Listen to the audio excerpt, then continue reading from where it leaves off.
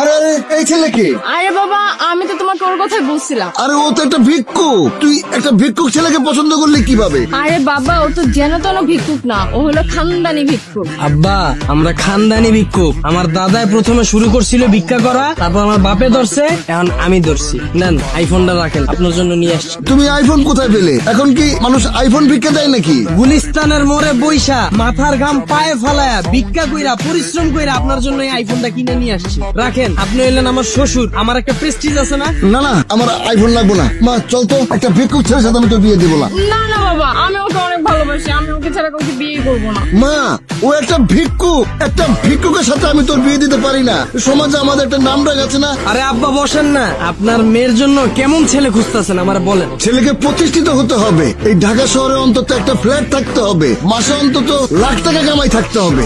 আমার ঢাকায় বাড়ি আছে 2টা, উত্তরায় ফ্ল্যাট আছে 3টা। আজকে বনানীতে একটা বুকিং দিয়ে আসছি, যেটা আপনারা উঠবেন। ভিক্ষা করি দেখে কি মনে করছেন মাসে 3 লাখ টাকা কামাই? আরে আমার সবে বরাতের রাত্রি তো টার্গেট থাকে 5 লাখ টাকা। রোজার মাসের শুরু থেকে ঈদ পর্যন্ত 10 লাখ টাকা টার্গেট থাকে, মাঝে মধ্যে 15 লাখ টাকাও কামাই। আমার মনে হয় আমার এই ইনকামটা আপনার মেয়েরে খুশি রাখার জন্য যথেষ্ট।